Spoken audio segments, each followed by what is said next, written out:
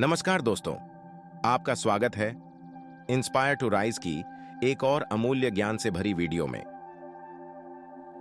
दोस्तों, किसी ने सही कहा है कि आवाज ऊंची हो तो कुछ लोग सुनते हैं, लेकिन अगर बात ऊंची हो तो बहुत सारे लोग सुनते हैं। एक छोटी सी कहानी। ये कहानी एक लड़के की 24 साल का लड़का जो सेठ के यहाँ पर नौकरी करता था। उसके माँ बाप इस दुनिया में नहीं थे। जिंदगी बड़ी परेशानी में चल रही थी। वो जाता था, रोजाना पैसे कमा करके घर आता था, खाना बनाता था, खाता था, सो जाता था। एक दिन उसने देखा कि एक बूढ़ा फकीर अपनी पीठ पर 3 ठेले लेके एक शहर से दूसरे शहर की ओर जा रहा था। वह काफी बूढ़े भी थे और काफी देर से वह यूं ही सफर कर रहे थे और आखिरकार कुछ दूर और सफर करने के बाद वह चलते चलते थक कर एक पेड़ के नीचे बैठ गए। तभी उनकी नजर एक नौजवान युवक पर पड़ी जो उसी रास्ते से जा रहा था और वह भी उसी दिशा में जा रहा था जिस दिशा में उन बूढ़े फकीर को जाना था। तभी वह लड़का उन बूढ़े फकीर के पास से होकर गुजरा। इस पर वह फकीर उस लड़के से कहते हैं, सुनो बेटा, क्या तुम मेरी थोड़ी सी मदद कर सकते हो? ये ठेला बहुत भारी है और मैं बूढ़ा हो चुका हूं। मैं ज्यादा समय तक इनका बोझ नहीं उठा सकता और मैं बहुत थक भी चुका हूं। तो क्यों ना तुम मेरे एक ठेले को ले लो और मुझे उस दूसरे गांव तक पहुंचा दो। इसके बदले में मैं तुम्हें 3 स्वर्ण मुद्राएं दूंगा। वह लड़का उन फकीर की सारी बातें सुनता है और उन फकीर से कहता है, कोई बात नहीं बाबा, मैं आपकी मदद करने के लिए तैयार हूं। कहिए आपको कहां जाना है? ऐसा कहकर उस लड़के ने उन फकीर का एक ठेला उठा लिया और अपने कंधे पर ले लिया। तभी उस जवान लड़के को यह एहसास हुआ कि यह ठेला तो सचमुच बहुत भारी है। वह लड़का और फकीर दोनों रास्ते में आगे की ओर बढ़ चले। कुछ दूर आगे चलने के बाद देखते ही देखते वह गांव खत्म होने लगा और अब एक सुनसान रास्ता आगे की ओर जा रहा था। वे दोनों अपने मार्ग में मस्त होकर आगे की ओर बढ़ रहे थे। जब भीड़ से पूरी तरह से अलग हो गए तो वह लड़का उन फकीर से कहता है, बाबा, इस ठेले में आखिर ऐसा क्या रखा है जो ये ठेला इतनी वजन है? इस पर वह फकीर आदमी उस लड़के को जवाब देते हुए कहते हैं, कुछ नहीं बेटा, बस इसमें तांबे के कुछ सिक्के भरे हुए हैं, इसी कारण ये ठेले में बहुत वजन है। उन फकीर की यह बात सुनकर वह लड़का मन ही मन सोचने लगा, लगता है ये बाबा जरूर कोई व्यापारी है, तभी तो इतने सारे तांबे के सिक्के लेकर चल रहे हैं। और फिर तभी उसके मन में एक ख्याल आया कि मुझे क्या करना है। मुझे तो खाली यह ठेला दूसरे गांव तक पहुंचा है, बस इतना ही। जैसे ही उसके मन में यह ख्याल आया, उसने तांबे के सिक्कों का वह ख्याल मन से निकाल दिया और अपनी धुन में मस्त होकर वह आगे की ओर चलने लगा। चलते चलते कुछ और समय बीता और वे दोनों एक नदी के किनारे जा पहुंचे। वह लड़का हट्टा कट्टा था और काफी चुस्त और तंदुरुस्त भी था, इसलिए वह बिना सोचे समझे उस नदी में उतर जाता है, किंतु वह फकीर अब भी किनारे पर ही खड़े थे। इस पर वह लड़का उन फकीर से कहता है, क्या हुआ बाबा, चलिए आइए, हमें यह नदी पार करनी होगी, तभी तो हम उस गांव तक पहुंच पाएंगे। इस पर वह फकीर उस लड़के से कहते हैं, मैं जानता हूं बेटा कि हमें यह नदी पार करनी ही होगी, लेकिन जैसा कि तुम जानते हो मैं अब बूढ़ा हो चुका हूं और 2-2 ठेले लेकर मैं यह नदी पार नहीं कर सकता। कहीं मेरा पांव फिसल गया तो क्या होगा? क्या तुम मेरी एक और गठरी ले सकते हो? मैं तुम्हें इसके बदले भी 3 स्वर्ण मुद्राएं दूंगा। इस पर वह लड़का मुस्कुराते हुए उन फकीर से कहता है, बाबा, आप मुझे शर्मिंदा कर रहे हैं। यदि आप मुझे स्वर्ण मुद्राएं ना भी दें तो भी मैं आपका कार्य अवश्य करूंगा। मैं आपको उस दूसरे गांव तक जरूर पहुंचाऊंगा। इस पर वो फकीर मुस्कुराते हुए उस लड़के से कहते हैं, बेटा, तुम तो बड़े ही भले इंसान लगते हो। इतना कहकर उन्होंने वह दूसरी गठरी भी उस लड़के को थमा दी। उस लड़के ने जब वह दूसरी गठरी अपने कंधे पर रखी तो वह गठरी भी उसे बहुत ज्यादा भारी लगी, लेकिन उसने वहां पर कुछ नहीं कहा। जैसे तैसे उन दोनों ने नदी पार की। नदी पार करने के बाद बातों बातों में ही उस लड़के ने उन फकीर से कहा, बाबा, आखिर इस दूसरी गठरी में क्या है? ये गठरी भी बहुत वजन है। इस पर वह फकीर उस लड़के को जवाब देते हुए कहते हैं, बेटा, इसमें चांदी के सिक्के हैं, इसी कारण यह गठरी भी बहुत वजन है। उन फकीर की यह सारी बातें सुनकर अब उस लड़के का दिमाग तेजी से काम करने लगा था। वह यह सोच रहा था कि एक ठेले में तांबे के सिक्के हैं और दूसरी में चांदी के। ऐसा प्रतीत होता है मानो यह फकीर बाबा कहीं दूर से आ रहे हैं और उन्होंने अपनी सारी जमीन जायदाद बेचकर ये सारे सिक्के इकट्ठे किए हैं। तभी तो वह इतना धन लेकर चल रहे हैं। लेकिन वह लड़का उन फकीर से कुछ नहीं कहता और वे दोनों चुपचाप मार्ग में आगे की ओर बढ़ते चले जाते हैं। कुछ दूर आगे बढ़ने के बाद एक बार फिर एक सुनसान राह आती है। उस सुनसान रास्ते को देखते ही उस लड़के के मन में तरह तरह के विचार उत्पन्न होने लगे। वह यह सोचने लगा, अरे यह तो सुनसान जगह है। अगर मैं यह सिक्के लेकर यहां से भाग जाऊं तो यह फकीर मुझे कब तक दौड़ाएंगे। मुझे नहीं लगता कि मुझे कभी पकड़ पाएंगे और यहां पर कोई है भी नहीं जो इनकी मदद कर पाए। और वैसे भी ये बहुत सारे सिक्के हैं, मैं इनसे एक अच्छी दुकान खरीद सकता हूं, अपना नया व्यापार शुरू कर सकता हूं। और वैसे भी ये बूढ़ा फकीर अब इन पैसों का क्या करेगा। इससे अच्छा तो मैं ही इन्हें रख लेता हूं। वह लड़का यह सब बारे में सोच ही रहा था। तभी अचानक उसे खुद पर आश्चर्य हुआ, अरे मैं यह क्या सोच रहा हूं। यह फकीर बाबा न जाने कहां से आ रहे हैं और क्या खूच करके इन्होंने इतने सारे पैसे इकट्ठा किए होंगे। मुझे इनका फायदा नहीं उठाना चाहिए। नहीं नहीं, मुझे ऐसा नहीं करना चाहिए। उसने कुछ देर के लिए तो अपने मन के विचारों को काबू कर लिया, लेकिन कुछ देर बाद उसके मन के विचार उस पर देखते ही देखते हावी होने लगे। वह लड़का 2 ठेले लेकर उन फकीर के पीछे पीछे चल रहा था और कुछ दूर आगे चलने के बाद एक पहाड़ी आई। इस पर वह फकीर बाबा उस लड़के से कहते हैं, बेटा यह पहाड़ी मैं नहीं चढ़ पाऊंगा। मैं काफी बूढ़ा हो चुका हूं और मेरे घुटनों में भी दर्द रहता है। यदि तुम मेरी तीसरी गठरी भी ले लो तो मैं तुम्हें 3 और स्वर्ण मुद्राएं दूंगा। लेकिन याद रखना, इसे कहीं गिराना मत, कहीं ये गठरियां खुल ना जाए। इस पर वह लड़का उन फकीर से कहता है, क्यों बाबा, आखिर इसमें ऐसा क्या है। इस पर वह फकीर उस लड़के से कहते हैं, बेटा इसमें स्वर्ण मुद्राएं हैं। यह सुनकर वह लड़का मन ही मन बहुत प्रसन्न हुआ। उसने चुपचाप वह गठरी भी उन फकीर से ले ली और देखते ही देखते वे दोनों मार्ग में आगे की ओर बढ़ने लगे।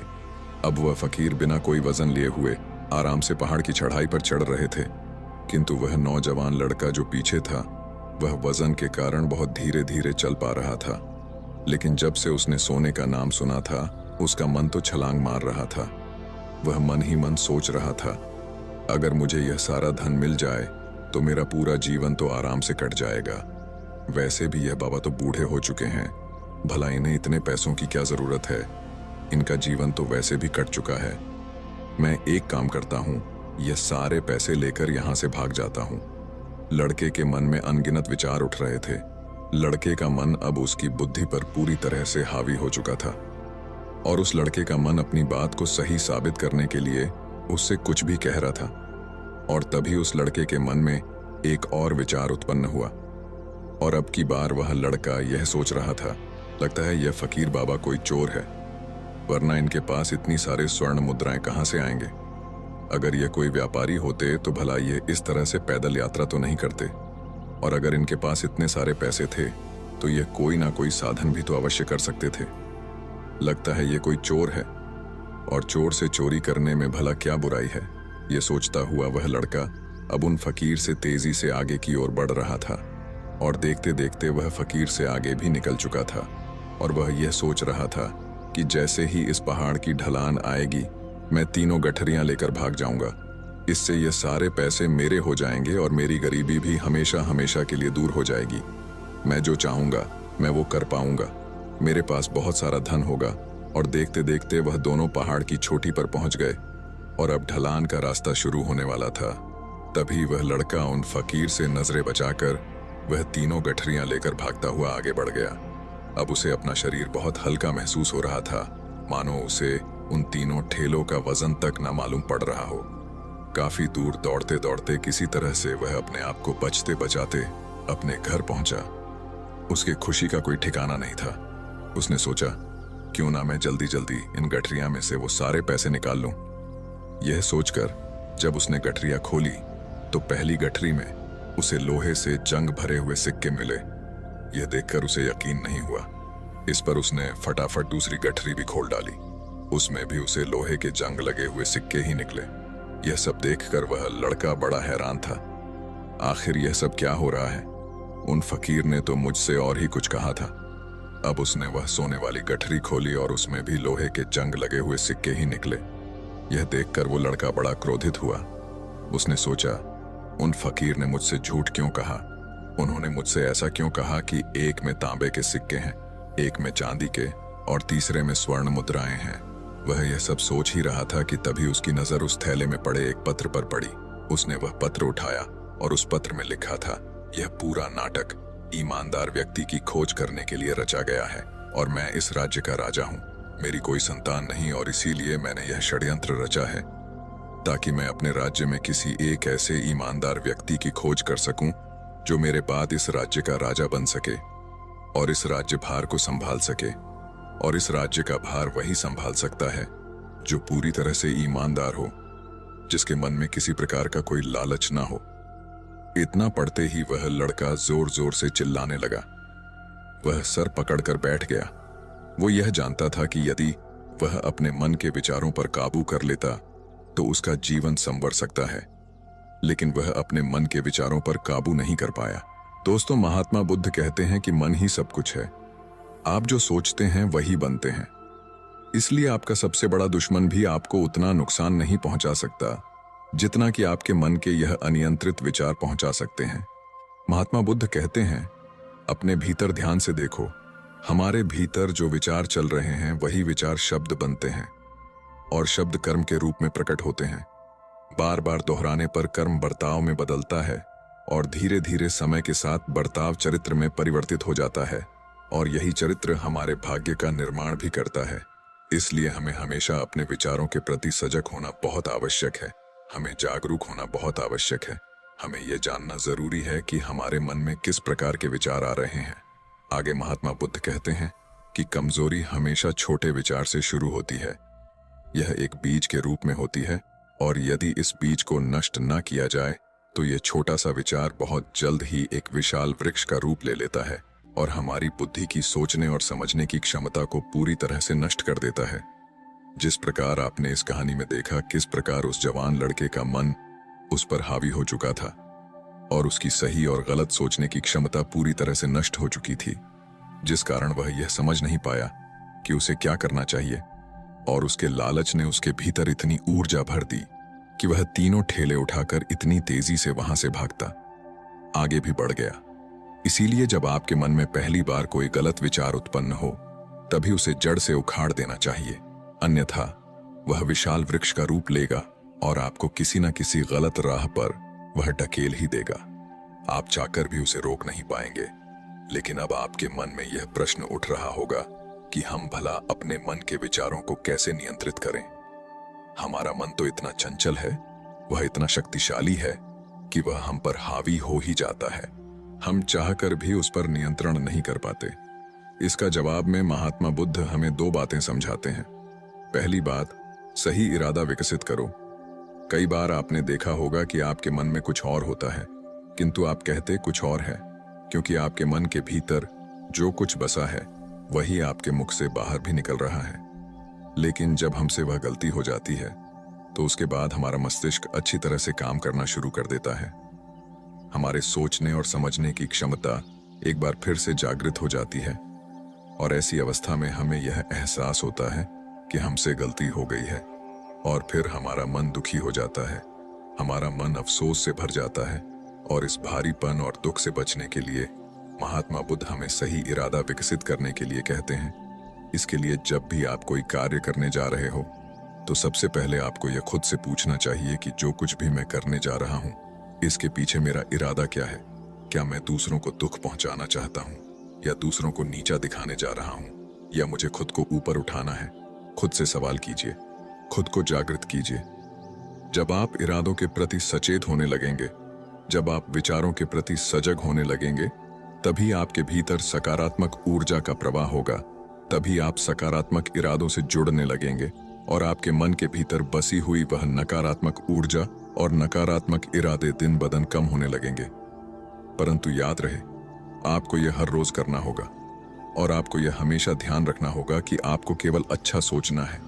आपके इरादे हमेशा अच्छे होने चाहिए, तभी आप दुख और तकलीफों से बच सकते हैं। अन्यथा आप इसी तरह से दुख और तकलीफों में घिरे ही रहेंगे और आप कभी इससे निकल नहीं पाएंगे। दूसरी बात, मन के प्रति सजगता विकसित करो, जिससे आपका मन देखते देखते शांत होगा और आपके मन के भीतर बसी हुई वह नकारात्मक ऊर्जा, नकारात्मक विचार खत्म होने लगेंगे और आप शांति की ओर आगे बढ़ेंगे। और आपको इसके लिए बस इतना ही करना है कि इस पल में जो कुछ भी हो रहा है, आपकी आंखों के सामने आपके भीतर जो कुछ भी जैसा भी चल रहा है, बस उसे देखते रहना है। अपने मन के अच्छे बुरे विचार, अपनी भावनाएं और अपनी यादों पर बिना प्रतिक्रिया दिए उन्हें केवल देखते रहना है, जिससे आपके मन के सारे विचार देखते ही देखते खत्म होने लगेंगे। आपका मन खाली होने लगेगा और आप नकारात्मक विचारों से न सोच से बच सकते हैं और आप इन दुख और तकलीफों से भी दूर रह सकते हैं। इसीलिए महात्मा बुद्ध कहते हैं, जो स्वयं को देखता है वही सबसे बड़ा तपस्वी है। अर्थात जो अपने मन में चल रहे उन विचारों को बिना प्रतिक्रिया दिए हुए केवल देखता है और उन पर कोई भी प्रतिक्रिया नहीं करता, बस उन्हें देखता और समझता है, वास्तविकता में वही मन पर नियंत्रण भी कर सकता है और वही अपना जीवन सुखी और खुशहाली तौर पर जी सकता है। इसलिए यदि आप भी अपने जीवन को सुखी और खुशहाल बनाना चाहते हैं, तो आपको सबसे पहले अपने मन पर नियंत्रण साधना ही होगा, अपने मन को खाली करना ही होगा, अपने मन के विचारों के प्रति आपको सजग होना ही होगा। दोस्तों, उम्मीद है कि आपने आज की इस वीडियो से जरूर कुछ ना कुछ सीखा होगा। तो इस वीडियो को लाइक और अपने दोस्तों के साथ शेयर भी जरूर कीजिएगा और हमें ऐसे ही सपोर्ट करने के लिए चैनल को सब्सक्राइब और घंटी बटन को जरूर दबा दीजिएगा। चलिए मिलते हैं फिर अगली वीडियो में, तब तक के लिए अपना ख्याल रखें। धन्यवाद और नमो बुद्धाय।